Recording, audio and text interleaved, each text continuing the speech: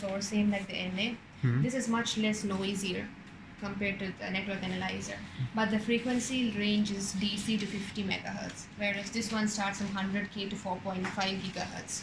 So this is, for high frequency you definitely need this. For low frequency this is more than sufficient. And this can enable 2-port measurement, and if you are using 4-port, then you use a splitter to split your signal. Okay, so this is the one setup, and here you I didn't understand it. 4-port. You need a splitter. There is a splitter. We'll go through that later. Now just 2-port is easy to understand. So even if you have question, you can ask, because we won't be giving so many trainings.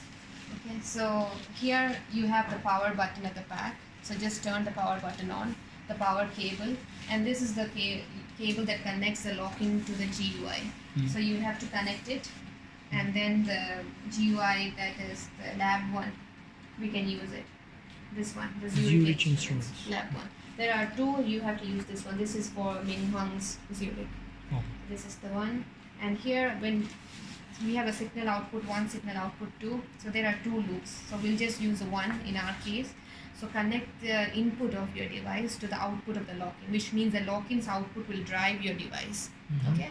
And Pardon, can you please repeat it? I didn't get for it. example, in this case, you connect, right, drive, sense, whatever configuration. But in this one, this guy is the driving part. Acha. Okay. So whichever terminal you want to drive, connect your cable to that. Okay. And whichever is sensing, connect your cable to this one. Okay. So Just like an amplifier, right? yeah. Amplifier in loop with resonator. Two here is fine. Yeah. We don't use a differential operation. And I actually haven't used this. I think it's a 3-port differential in, but always a single. So is it tied to this one and this is tied to Yeah, this one? exactly. So this guy and this guy are together. This are together. Okay. An auxiliary, I'm not using it. So I'm this not is familiar one with loop, it. this is another loop. Another one, yeah, exactly. So can they We see- operate in Yeah, simultaneously? They can. So can I put here or here or only here? Here. Only here, Yeah. out here. Yeah, right? yeah, output. So for example, he has 3 degree of freedom, or say 2 degree of freedom, and one of them is in loop. So the other one he can sense simultaneously, the other from the other resonator, the second one Yeah, he can sense. But in that case this will be empty Exactly. because you are driving only the. Exactly. So we will not. This will be connected. This will be empty. Oh, okay. You're Right. right. And one more thing, Gayatri, like people say that we can fix by using lock-in amplifier, we can fix the frequency. In that particular frequency only we can see the response. What exactly is the meaning of that? We'll go Oh, into okay, that. sure. But me and Anurag, when we tried, we were not able to see the output of, say, resonator 1 and resonator 2 simultaneously. We saw the two peaks from one resonator, but when we want to check the output of the second resonator, is it possible to see it simultaneously, like one graph and the second graph is? I believe it should be. I haven't tried, but I Okay. believe it should be. Okay. So, so this is the connection. So far, no doubt, right? So here we go. We have the lab 1 software. Where is it? Mouse doesn't. There was a It should pin be. connected to this. It should here. It should here.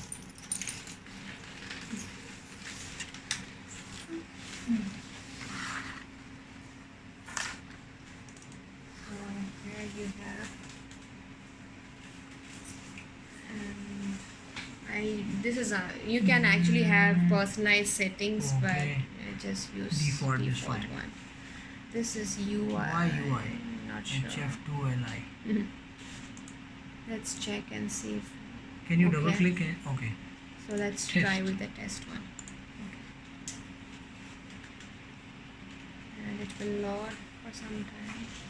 So each person has changed the settings accordingly. They, because some people set the frequency range they want automatically, but again it's up to you. I generally use the general settings. So when you open, there will be a lot of things which are unwanted for basic measurement. You just need the Can you lock-in. just give a small intro of all the? I think if you go all, it will be very confusing. okay. I'll just stick to what you need. Okay, sure. So lock-in is what you will need. Lock-in is what does the frequency sweep. So lock-in we definitely need. PLL as of now, closed loop not necessary. This one also not necessary. So I'll just close it And these are all for the device configuration inside the HF2. You don't need that right now. And or you can close all of these. You just need the sweeper as of now. Only the sweeper is needed. So sweeper is basically like the NA output window. So here right now you have, so in the control tab you have the start and stop frequency similar to the network analyzer. So you set the start frequency, for example, say, what do you 150 to 300 to 250. 150K. 350. Okay. So we set the start and stop 350. Okay, and then next is the Points. number of points, and then that So sequence. initially we can keep low number of points, and then when we see the peak, then we can increase. Yeah. Okay, so this is the basic setting. Start, stop, number of points. Now, once that is done, go here. This is the loop 1, right? So you turn, this is the one settings that will be corresponding to this guy. Okay, so this one right now, light blue means off, dark blue means on. Okay. So this is the maximum that you can have, 1 volt in this particular. So if you want to go more than 1 volt, change here and then you get to 10 Okay, volt. Anurag mentioned one thing that we can keep like to match 0 dBm. If you are measuring at 0 dBm, is it necessary to like change voltage, or Yeah. you can just keep 0 dBm level? And No, it has dBm in power. Here you can mention only voltage. 632. So that corresponds to 0 dBm. Yes. Okay. Okay. So But here we just keep 1 volt. this is the For now. maximum. Okay. Oh, this is the maximum. Yeah. Here is the value that you want. This Okay. is the maximum that you can have. Okay. Okay. So if for safety purpose, like you mistype something, so this is like a safety guide. So for example, if I type 10 volt. then you can go up to 10 volt here. You can type till 10 volt here. But if it's still 1 volt, even if you try to type 2 volt, it will automatically go to 1 volt. What is the difference between these two? What are This these? is the signal output. this is the signal output maximum settings. And Range this is, 1 volt.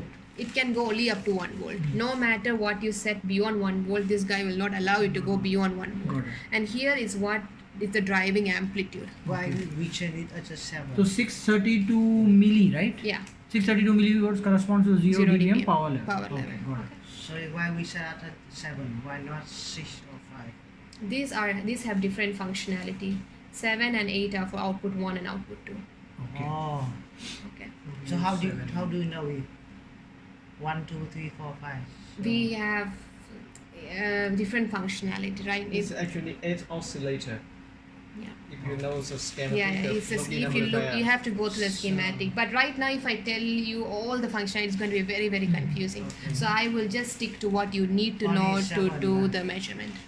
But if you want to learn more, you're always welcome. We can have a discussion. But right now, because everybody needs different thing, if we go into different aspects, So it's a generally bit we use the confusing. 7 and 8. 7 and 8. 7 corresponds to output 1, 8 corresponds to output 2. Got it. And this every HF, this is the GUI for HF. If you want to use Minghuang's, it's different. So every GUI will have different implications. For them, you need to set 1 and 2. So it's quite different. Yeah, so we don't need to go into that. So right now, this is the maximum that you can have. And this is the driving amplitude. So generally we don't change the driving. We can. We can. We can. We Just always like we change. change the power level. Exactly. Okay. You change it over here. Okay, so this is done. And next is the input, this guy. This depends on the output swing you have. So generally it's auto set. So you can just set over here, it will set automatically. It will detect the output level and set the output swing level accordingly. 5 milli. Oh, that will be like this floor. Auto scale. Not exactly. Output level, yeah. Yes, output. And level. then you have an option for 50 ohm termination differential. So we are using 50 ohm termination right now. So turn this one on. And these are always the regular normal settings. You don't have to change anything on that. So coming back to this one, so you have this settings corresponding to signal input 1 covered. And next we have the driving separation covered. Okay. And next over here, so copy from range. So somebody has used it in the megahertz range before, so this is what you will see. So let's see. Hmm. Hmm. That's it. Oh, you can automatically move the cursor and it Yeah, automatically yeah. changes. Yeah. सही बना है. Okay, let's try. So this one you have amplitude and phase together. So you can see demodulator 1 amplitude, demodulator 1 Okay. phase. So you can see the amplitude and phase of your signal. So if it's demod 1, it's this loop we are talking about. Demod 2 is this loop. We can set. Okay. Yeah. So Channel. let's try if it's actually sweeping or not.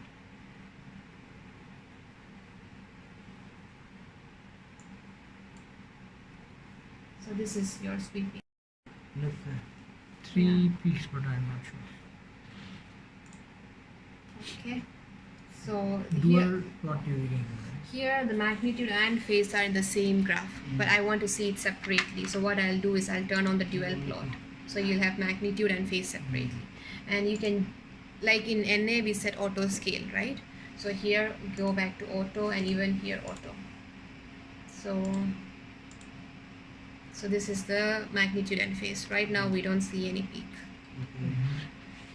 So what I will try to do is I will try to, because just a small doubt, Gayatri. Like, how can you say that there is no peak? yeah, If the peak, I'm trying to okay. explain. I did not turn on the outputs. So what you see here is basically just the noise level. So to turn on, you have to turn this one on as well as this one. So the light glows. Yeah. And what does this mean? That means it's over range. So here you can just control over here. So you can, depending on what output value you expect, you can set the range over here. So this is a signal input range. that the Okay. that is the output. So it's a bit confusing. Signal input to the lock-in, which is Yeah, actually the output of okay, your right, device. Okay. So let's sweep again.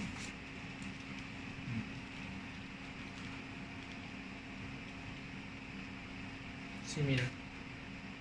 So what you see in the NA is exactly same. Yeah. So it doesn't work basically. You don't see the 3 peaks. So it maybe actually why would agrees. It actually So- agrees. Is this the device I measure? I want to know, is it the same Maybe device? iPod Because device to device the variation is huge. Even if it's the same chip, same design, device to device fabrication variation how are about I huge. take a chip and then we do measure by workstation?